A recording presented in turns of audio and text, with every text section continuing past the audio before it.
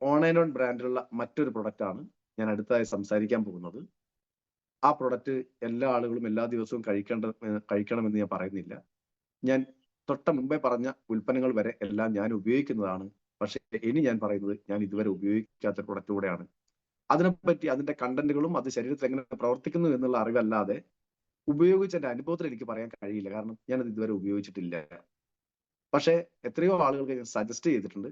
അതിന്റെ ഗുണമേന്മ, അതിന്റെ ഞാൻ പറയുമല്ലോ, നമ്മൾ ചോറ് വെന്തോ എന്നറിയണമെങ്കിൽ മുഴുവൻ അരിയും എടുത്ത് ഊറ്റി ഞെക്കി നോക്കേണ്ട ആവശ്യമില്ല. അത് നമ്മളെ കയ്യിൽ തവി എന്നൊക്കെ പറയും, ഓരോ സ്ഥലത്ത് ഓരോ ഭാഷയാണ്. അല്ലെ സ്പൂണിൽ എടുത്ത് അതിൽ രണ്ടോ മൂന്നോ വറ്റെടുത്ത് ഞെക്കി നോക്കിക്കഴിഞ്ഞാൽ അറിയാം അതിന്റെ വേവായോ. അങ്ങനെയാണ് എല്ലാം ഏകദേശം വെന്തിട്ടുണ്ടാവും. അതേപോലെ മാത്രമാണ് എനിക്ക് ഇതിനെ പറ്റി പറയാനുള്ളത്. ഞാൻ മറ്റുള്ളതൊക്കെ ഞെക്കി നോക്കിയിട്ട് ഇതുവരെ ഞെക്കി നോക്കിയിട്ടില്ല. എങ്കിലും എനിക്കറിയാം ഇതും നല്ലതാണ്. അതുകൊണ്ട് തന്നെ ഇതിനെപ്പറ്റി സംസാരിക്കട്ടെ. ഇതിന്റെ പേര് ഡയബ ലൈഫ്. ഡയബറ്റിക് പേഷ്യന്റ് ആയ ആളുകൾക്ക് ഡയബറ്റിക് എന്ന് പറയുന്ന അല്ലെങ്കിൽ ഷുഗർ എന്ന് പറയുന്ന ശരീരത്തിലെ രക്തത്തിലെ ഷുഗറിന്റെ അളവിനെ നിയന്ത്രിക്കാൻ സഹായിക്കുന്ന ഒരു ഏറ്റവും നല്ല ഒരു സൂപ്പർ ഫുഡാണ് ഓൺ ആൻഡ് ഓൺ ബ്രാൻഡിലുള്ള ഡയബ ലൈഫ് എന്ന് പറയുന്ന കണ്ടന്റ് അല്ലെങ്കിൽ ഒരു പ്രൊഡക്റ്റ്. എന്താണ് അത് ഇൻസുലിനെ നിയന്ത്രിക്കാൻ, ഇൻസുലിൻ റെസിസ്റ്റൻസിനെ ഇല്ലാതാക്കാൻ ശരീരത്തിൽ ചെയ്യുന്നത് എന്നുള്ളത് അതിന്റെ കണ്ടന്റുകൾ കൊണ്ട് നമുക്ക് മനസ്സിലാക്കാൻ പറ്റും. ഒന്നാമത് അതിനടങ്ങിയിട്ടുള്ള ഏറ്റവും പ്രധാനപ്പെട്ട കണ്ടന്റ് എന്ന് പറയുന്നത് നമ്മുടെ വെളുത്തുള്ളിയാണ്. വെളുത്തുള്ളിയിലുള്ള അലിസിൻ എന്ന് പറയുന്ന, നമ്മുടെ സംസ്കൃതത്തിൽ അതിന്റെ രസ്യോന യോഗ് എന്ന് നമുക്ക് ആ പ്രൊഡക്റ്റിന്റെ മുകളിൽ കണ്ടന്റിൽ നമുക്ക് കാണാൻ പറ്റും. രസ്യോന യോഗ്, അതാണ് അലിസിൻ എന്ന് പറയുന്നത്. ഒരു ഗ്രാം അല്ലെങ്കിൽ ഒരു ക്യാപ്സൂളിൽ അത് 125 മില്ലിഗ്രാം അടങ്ങിയിട്ടുണ്ട്. അതുപോലെ തന്നെ മറ്റൊന്നാണ് മയൂർ ശിഖ, അതും ഇതിനകത്ത് 21 മില്ലിഗ്രാം അടങ്ങിയിട്ടുണ്ട്.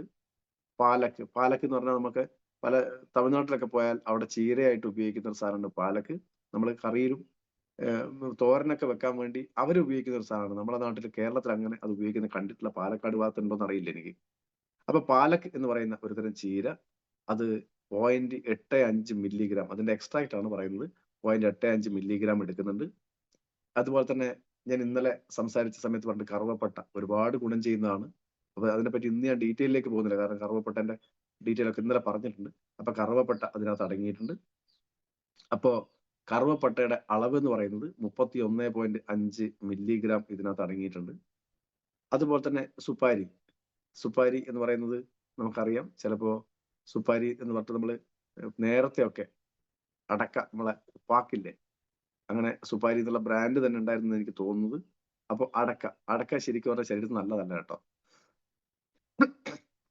അടക്ക നേരിട്ട് കഴിക്കുന്നത് നല്ലതല്ല. പക്ഷെ അടക്കയിലുള്ള ചില കണ്ടന്റുകൾ അത് ഔഷധ യോഗ്യമാണ്. പല പ്രകൃതിയിലുള്ള പല വസ്തുക്കളുടെയും ചില കണ്ടന്റുകൾ നമുക്ക് ഗുണമാണ്. നമുക്കൊക്കെ കേട്ടിട്ടുണ്ടാകും കാഞ്ഞിരക്കുരു വിഷാന്ന് കേട്ടിട്ടുണ്ടാവും. പക്ഷെ കാഞ്ഞിരക്കുരുവിന്റെ കുരുവിന്റെ എക്സ്ട്രാക്ട് ചില ഔഷധങ്ങൾ ഉപയോഗിക്കാറുണ്ട്.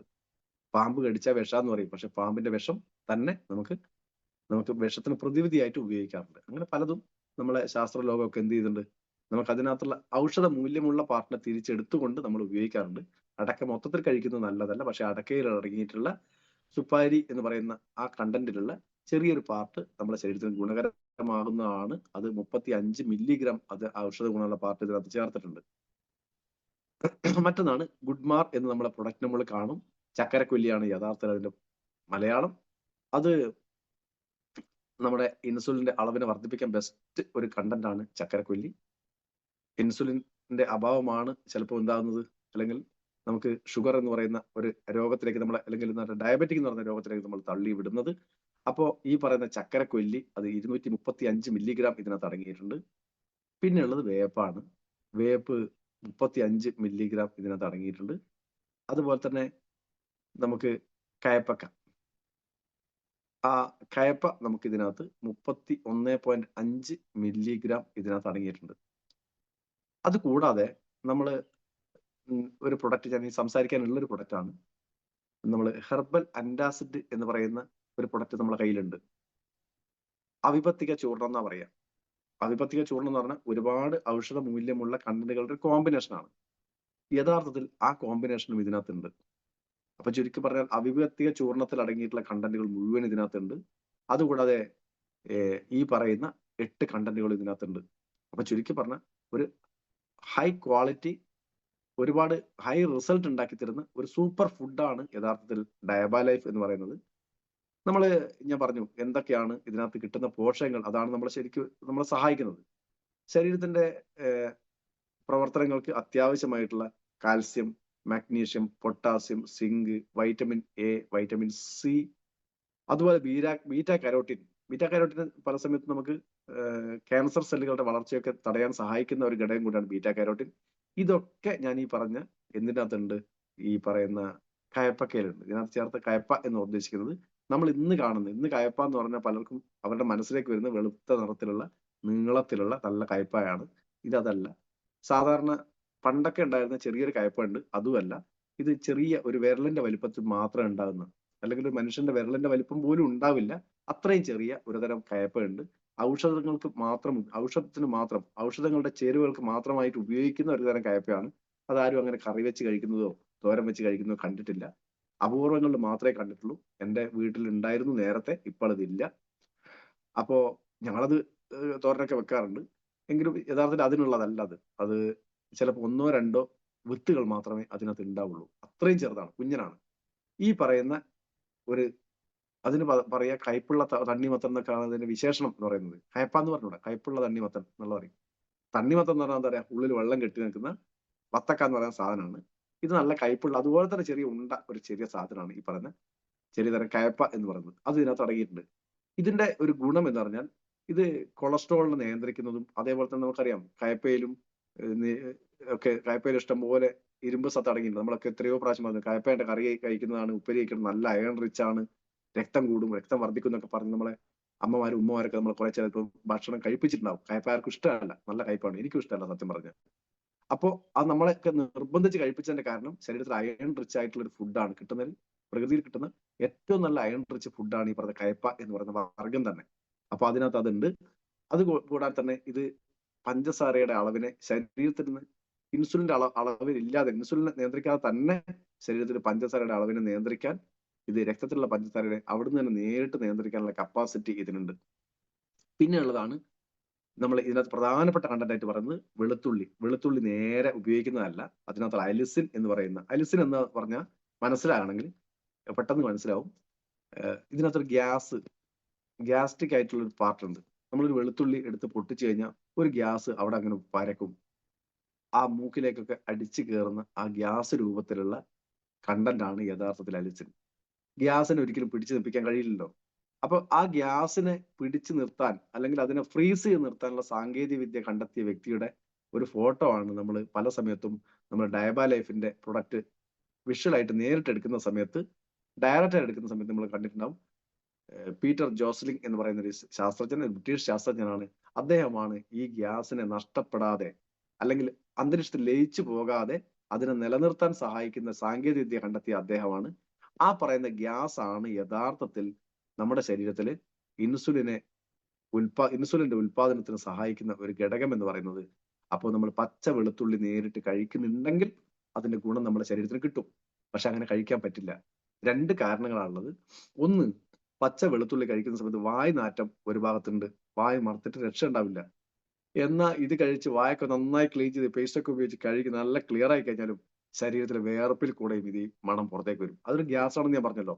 ഈ ഗ്യാസ് ശരീരത്തിലെ വേർപ്പിൽ കൂടെയും പുറത്തേക്ക് വരും. നല്ല വെളുത്തുള്ളി തിന്നുന്ന ആളുകളെ, എന്റെ പരിചയത്തിലൊക്കെ അങ്ങനെ ആളുകളുണ്ട്, വെളുത്തുള്ളി പച്ചക്ക് തിന്ന ആള്. പക്ഷെ ഇവരടുത്ത് നിൽക്കാൻ പറ്റില്ല, ഒരു ബാഡ് സ്മെല്ലായിരിക്കും. അപ്പൊ ഈ പറയുന്ന ആ സ്മെല്ലിന് കാരണം അതിനകത്ത് അടങ്ങിയിട്ടുള്ള അലിസിൻ ആണ്. ആ അലിസിൻ ഒരുപാട് ഗുണം ചെയ്യുന്നുണ്ട്. കഫദോഷ ശമനത്തിന് വെളുത്തുള്ളി നമുക്ക് ഇൻസുലിൻ ഉൽപ്പാദിപ്പിക്കാൻ പാൻക്രിയാസിനെ സഹായിക്കുന്ന മാത്രമല്ല, ശരീരത്തിലെ കഫക്കെട്ടിനെ ഇല്ലാതാക്കാൻ സഹായിക്കും. അതുപോലെ തന്നെ രക്തത്തിലെ കൊളസ്ട്രോളിനെ നിയന്ത്രിക്കാൻ. അപ്പൊ ഞാൻ ചില സമയത്ത് പറയാറുണ്ട്, സാറേ ഡയബ ലൈഫ് കൊടുക്കുന്ന ആൾക്ക് നിങ്ങൾ വെൽഹാർട്ട് കൊടുക്കണമെന്നില്ല എന്ന് ഞാൻ എത്രയോ ആളുടെ ചിലപ്പോൾ ചോദിച്ച സമയത്ത് പറഞ്ഞിട്ടുണ്ട്. ഹൃദയ സംബന്ധമായ പ്രവർത്തനം പെർഫെക്റ്റ് ആക്കുന്നതിന്, കൊളസ്ട്രോളിനെ നിയന്ത്രിക്കുന്നതിന് ഡയബ ലൈഫ് ബെസ്റ്റ് ആണ്. യഥാർത്ഥത്തിൽ ഡയബ ലൈഫ് കഴിക്കുന്നുണ്ടെങ്കിൽ അങ്ങനെയുള്ള വ്യക്തികൾക്ക് വെൽഹാർട്ട് സ്പെഷ്യൽ കൊടുക്കേണ്ട ആവശ്യമില്ല. കാരണം ഇതിനകത്തുള്ള വെളുത്തുള്ളി എന്ന് പറയുന്ന കണ്ടന്റ് മാത്രം മതി ഈ പറയുന്ന കൊളസ്ട്രോൾ നിയന്ത്രിക്കാൻ. ചീത്ത കൊളസ്ട്രോളിനെ അലിയിച്ച് കളയാനുള്ള നിയന്ത്രിക്കാനുള്ള കപ്പാസിറ്റി ഇതിനുണ്ട്. അതുപോലെ തന്നെ മറ്റൊരു ഗുണം എന്ന് പറയുന്നത് ശരീരത്തിലെ വിഷാംശത്തെ നീക്കം ചെയ്യുക എന്നുള്ള, ടോക്സിൻസിനെ റിമൂവ് ചെയ്യാൻ നല്ല ആന്റി ഓക്സിഡന്റ് ആയിട്ടും ഈ പറയുന്ന വെളുത്തുള്ളി സഹായിക്കും, അല്ലെങ്കിൽ അലിസിൻ സഹായിക്കും. അപ്പോ ഇത്രയും ഗുണങ്ങളുള്ള ശരീരത്തിലെ കൊളസ്ട്രോളിനെയും ഷുഗറിനെയും ഒരുപോലെ നിയന്ത്രിക്കാൻ സഹായിക്കുന്ന ഒരു ഘടകമാണ് അലിസിൻ എന്ന് പറയുന്ന വെളുത്തുള്ളിയിൽ അടങ്ങിയിട്ടുള്ള ഒരു കണ്ടന്റിന്റെ പ്രത്യേകത. ഇനി മയൂർ ശിഖ എന്ന് പറയുന്ന ഒരു സസ്യമാണ്. അതിന് മലയാളം പറഞ്ഞുതരാൻ എനിക്ക് അറിയില്ല. മയൂർ ശിഖ എന്ന് തന്നെയാണ് അതിന്റെ മലയാളവും. ഇനി എവിടെയെങ്കിലും ഇതിന്റെ മലയാളം ഡിക്ഷണറിയോ എവിടെയും തപ്പി നോക്കട്ടെ, അങ്ങനെ കിട്ടുന്നു. അങ്ങനെ എവിടെയും കിട്ടാനില്ല. എങ്കിലും ഞാൻ അന്വേഷിച്ച് കണ്ടെത്തി പറഞ്ഞു തരാം ഏതെങ്കിലും സമയത്ത്. മയൂർ ശിഖ എന്ന് പറയുന്ന ഒരു കണ്ടന്റ് ഉണ്ട്. അത് ഹൈപ്പർ ഗ്ലൈസീമിയ കുറയ്ക്കുന്നതിന് സഹായിക്കും. അതുപോലെ തന്നെ ഗ്യാസ്ട്രോ ഇൻഡസ്ട്രിയൽ പ്രോബ്ലം, നമ്മളെ ഗ്യാസ്ട്രിക് ആയിട്ടുള്ള പ്രോബ്ലം ഒക്കെ നിയന്ത്രിക്കുന്നതിന് സഹായിക്കും. നമ്മുടെ ശരീരത്തിലാകുന്ന ക്രോണിക് പെയിൻ എന്ന് പറയുമ്പോൾ നമുക്ക് സ്വന്തമായിട്ടറിയാം, സന്ധി വേദന ഒക്കെ ഉണ്ടാകുന്ന ആളുകൾ, ചിലപ്പോ കഴുത്ത് വേദന, തലവേദന, എന്താ പറയാ, ഒരുപാട് വേദനകൾ ശരീരത്തിൽ അനുഭവിക്കുന്ന ആളുകളൊക്കെ ഉണ്ടാവും. അപ്പോൾ ഇങ്ങനെയുള്ള വേദനയെ നിയന്ത്രിക്കുന്നതിനും ഇത് സഹായിക്കും എന്നുള്ളതാണ് ഒരു ഗുണം.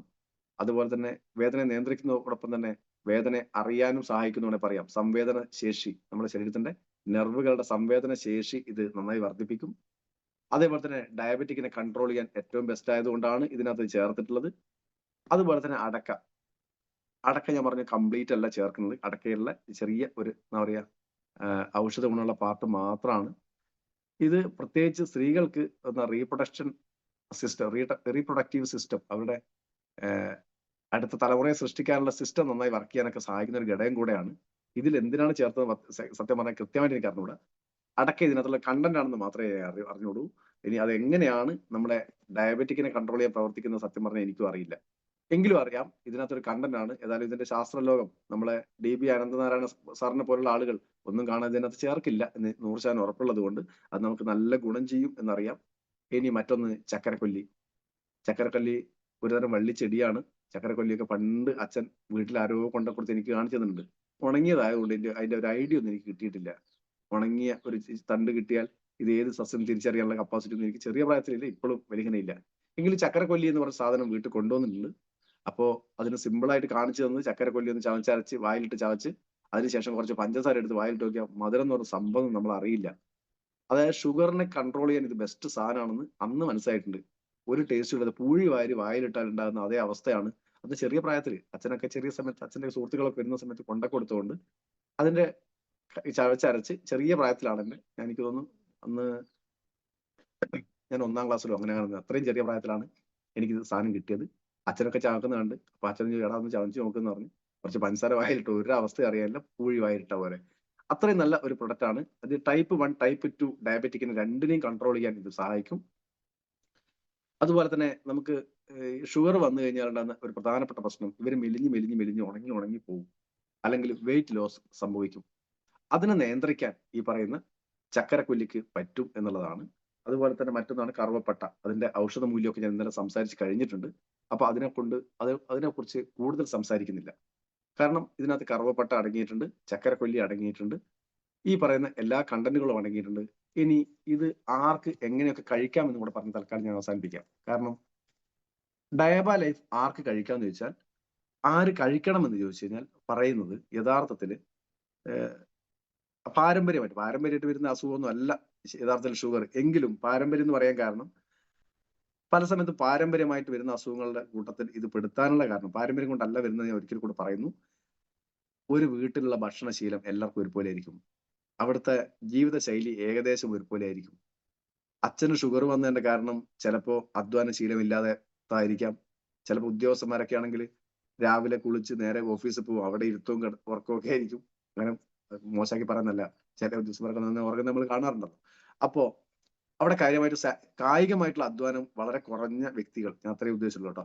കായികമായ അധ്വാനം വളരെ കുറഞ്ഞ ആളുകളെ സംബന്ധിച്ചോളം, എക്സസൈസ് ഇല്ലാത്ത ആളുകളെ സംബന്ധിച്ചോളം ഷുഗർ വരാനുള്ള ചാൻസ് വളരെ കൂടുതലാണ്. കാരണം ശരീരത്തിലുള്ള ഈ ഷുഗർ എന്ന് പറയുന്നത് ഭക്ഷണത്തിൽ കൂടെ കിട്ടുന്ന കാർബോഹൈഡ്രേറ്റിനെ ഷുഗറാക്കി മാറ്റി ശരീരം എന്താക്കി മാറ്റും, പിന്നെ അത് ഊർജ്ജമാക്കി മാറ്റുക ചെയ്യുക. ഈ ഷുഗർ എന്തിനാണ് ശരീരത്തിൽ സ്റ്റോർ ചെയ്ത് വെക്കുന്നത്, അല്ലെ കൊഴുപ്പ് എന്തിനാണ് ശരീരത്തിൽ സ്റ്റോർ ചെയ്ത് വെക്കുന്നത്? അത് ആവശ്യത്തിന് എടുത്ത് ഉപയോഗിക്കാനുള്ള ഊർജ്ജത്തിന് വേണ്ടിയാണ്. ഊർജ്ജം ചെലവാക്കാത്ത ആളെ സംബന്ധിച്ച് എന്ത് സംഭവിക്കും? അത് കൊഴുപ്പായിട്ടും ഈ പറഞ്ഞ ഊർജ്ജമായി ശരീരത്തിൽ നിലനിൽക്കും. അപ്പൊ ചെലവാക്കാതെ വെക്കുന്ന സമയത്ത് ഉണ്ടാകുന്ന ബുദ്ധിമുട്ടാണ് യഥാർത്ഥത്തിൽ. അതുകൊണ്ടാണ് എക്സർസൈസ് ചെയ്യണം എന്ന് പറയുന്നത്. നന്നായി എക്സർസൈസ് ചെയ്യുന്ന ആളുകൾക്ക് ഇത് വരാനുള്ള സാധ്യത കുറവാണ്, തുലം കുറവാണ്. അപ്പോ നമുക്ക് എക്സർസൈസ് ഇല്ലായ്മ ഷുഗറിന് ഒരു കാരണമാണ്.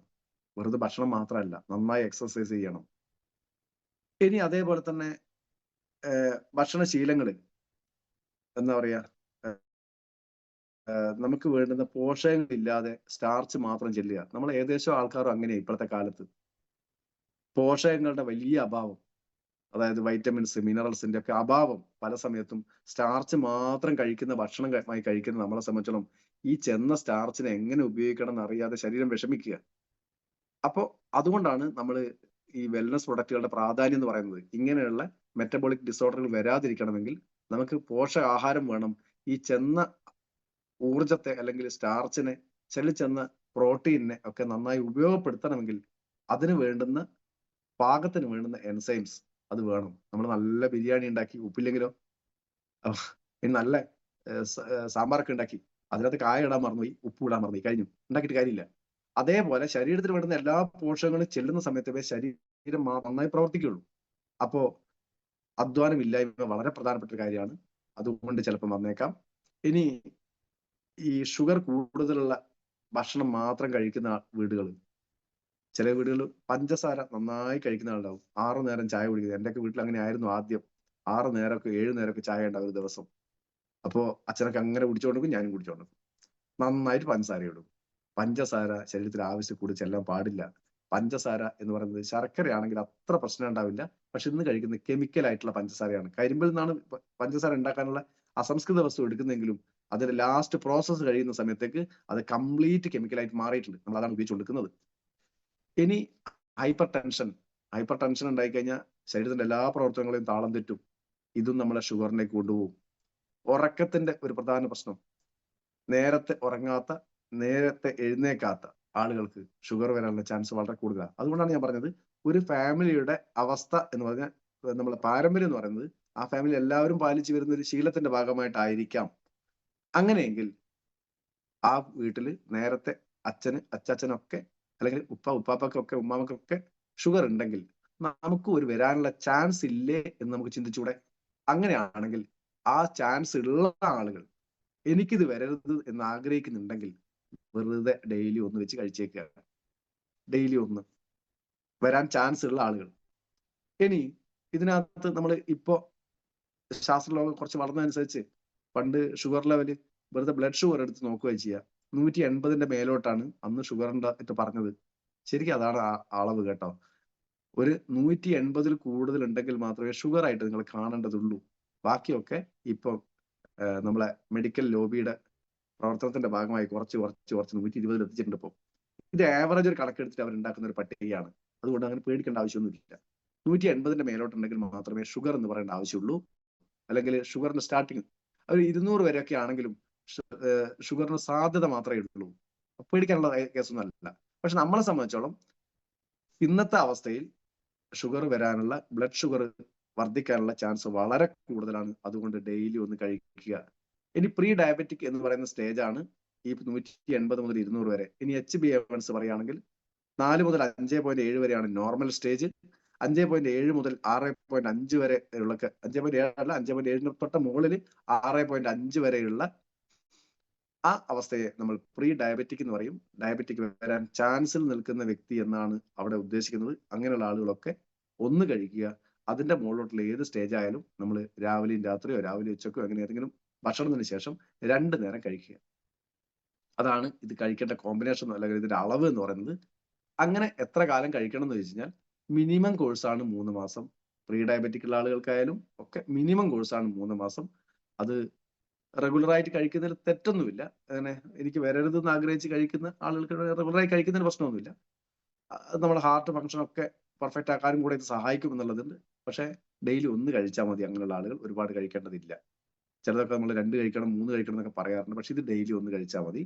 ഇനി ഇതിന്റെ ഡയബറ്റിക് ആയിട്ടുള്ള ആളുകളുടെ കോഴ്സ് എത്രയാണെന്ന് ചോദിച്ചാൽ ചിലയിലേക്കും സാറേ 3 മാസം കഴിച്ചു, നേരത്തെ എത്ര ഉണ്ടായിരുന്നു?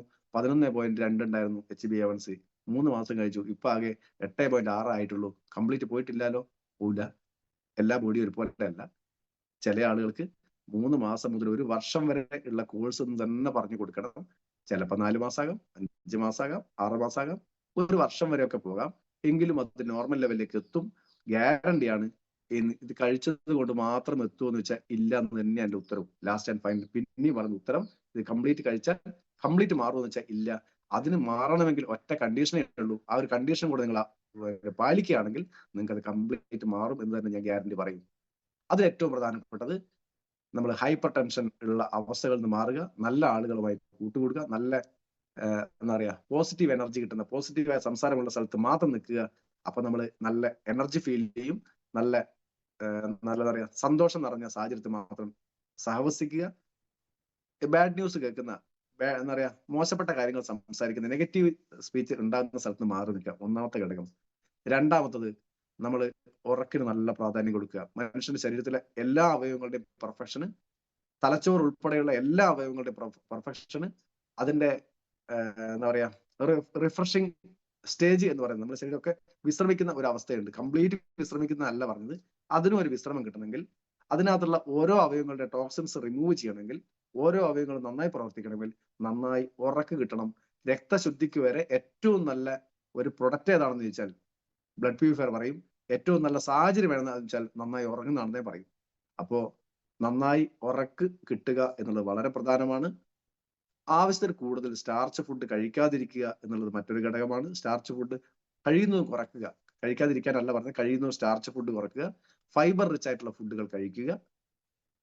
ഇത്രയൊക്കെ കാര്യങ്ങൾ പാലിച്ചു കഴിഞ്ഞാൽ നമുക്ക് ഷുഗർ എന്ന് പറയുന്ന അവസ്ഥയെ കംപ്ലീറ്റ് ഇല്ലാതാക്കാൻ പറ്റും. യഥാർത്ഥത്തിൽ പല ആളുകളുടെ പ്രശ്നവും ഇൻസുലിൻ ഉൽപാദനത്തിന്റെ കുറവല്ല, ഇൻസുലിൻ റെസിസ്റ്റൻസ് ആണ് നമ്മുടെ ശരീരത്തിന്റെ ഈ ഷുഗർ ലെവൽ താഴേക്ക് പോകാതെ നിലനിൽക്കുന്നതിന്റെ കാരണം. അപ്പൊ ഇൻസുലിൻ റെസിസ്റ്റൻസിന് ആവശ്യം നല്ല ഉറക്ക് തന്നെയാണ്. ഈ പറഞ്ഞ ജീവിത ശൈലി ഒന്ന് മാറ്റിക്കൊണ്ട് ഡയബാലൈഫ് എന്ന് പറയുന്ന പ്രൊഡക്റ്റ് നിങ്ങൾ ഉപയോഗിക്കുന്നുണ്ടെങ്കിൽ 100% ഗ്യാരണ്ടി പറയാം, ഇത് 100% റിസൾട്ട് നിങ്ങൾക്ക് കിട്ടും. അപ്പോ നല്ല സൂപ്പർ ഡ്യൂപ്പർ പ്രൊഡക്റ്റ് ആയിട്ടുള്ള കുറെ കണ്ടന്റുകൾ അടങ്ങിയിട്ടുള്ള പ്രൊഡക്റ്റ് നമ്മുടെ കയ്യിലുണ്ട്. ഇതിനെ നന്നായി ഉപയോഗിക്കുക. നമ്മുടെ ഒക്കെ ജീവിതം സന്തോഷപൂർണമായി എല്ലാവർക്കും ആരോഗ്യ സൗഖ്യങ്ങൾ ലഭിക്കാൻ സഹായിക്കുന്ന പ്രൊഡക്റ്റുകൾ നമ്മുടെ കയ്യിൽ കമ്പനി വെച്ച് തന്നിട്ടുണ്ട്. അതിന് ആരോഗ്യം ഇതിൽ കിട്ടും. സൗഖ്യം കിട്ടണമെങ്കിൽ പണം വേണം. പണം കിട്ടാനുള്ള സാഹചര്യവും കമ്പനി ഒരുക്കി തന്നിട്ടുണ്ട്. ഇതൊക്കെ തന്ന കമ്പനിയെ ആത്മാർത്ഥമായി സ്നേഹിച്ച് ആത്മാർത്ഥമായി കൂടെ നിന്ന് പണിയെടുക്കുക. കൂടെ വന്ന ആളുകളെ പ്രൊട്ടക്ട് ചെയ്യുക. എല്ലാ ആളുകളെയും ഒന്നിച്ച് വളരാനുള്ള ഒരു സാഹചര്യം എന്ന നിലക്ക് ഈ പ്രൊഡക്റ്റുകളെയും ബിസിനസ്സെയും ഉപയോഗിക്കാൻ കഴിയുമെങ്കിൽ നമുക്കൊക്കെ ജീവിതത്തിൽ വലിയ വിജയങ്ങൾ ഉണ്ടാക്കാൻ കഴിയും. വലിയ നല്ല ബന്ധങ്ങൾ ഉണ്ടാക്കിയെടുക്കാൻ പറ്റും. എല്ലാവർക്കും നന്നായി ജീവിക്കാനുള്ള ഒരു സാഹചര്യം നമ്മുടെ കമ്പനി ഒരുക്കി തന്നിട്ടുണ്ട്. ഇത്രയും മനോഹരമായ അവസരം ഒരുക്കി തന്ന കമ്പനിയുടെ മാനേജ്മെന്റിന് നന്ദി പറയാതിരിക്കാൻ കഴിയില്ല. അവർക്കാണ് ഏറ്റവും കൂടുതൽ നമ്മൾ ഗ്രാറ്റിറ്റ്യൂഡ് അവരോടാണ് ഉണ്ടായിരിക്കേണ്ടത്. അതിന് സഹായിക്കുന്ന പ്രൊഡക്റ്റും പ്ലാനും ഒക്കെ തന്ന കമ്പനിക്ക് ഒരിക്കൽ കൂടി കൃത്യമായ നന്ദി അറിയിച്ചുകൊണ്ട്, നമ്മുടെ ഈ ടീമിനെ നയിക്കുന്ന എല്ലാ ലീഡേഴ്സിനും നന്ദി അറിയിച്ചുകൊണ്ട്, നമ്മുടെ ഇതിൽ വന്ന് ഈ പ്രോഗ്രാം കേട്ടുകൊണ്ടിരിക്കുന്ന എല്ലാവർക്കും നന്ദി അറിയിച്ചുകൊണ്ട് തൽക്കാലം ഞാൻ അവസാനിപ്പിക്കുകയാണ്.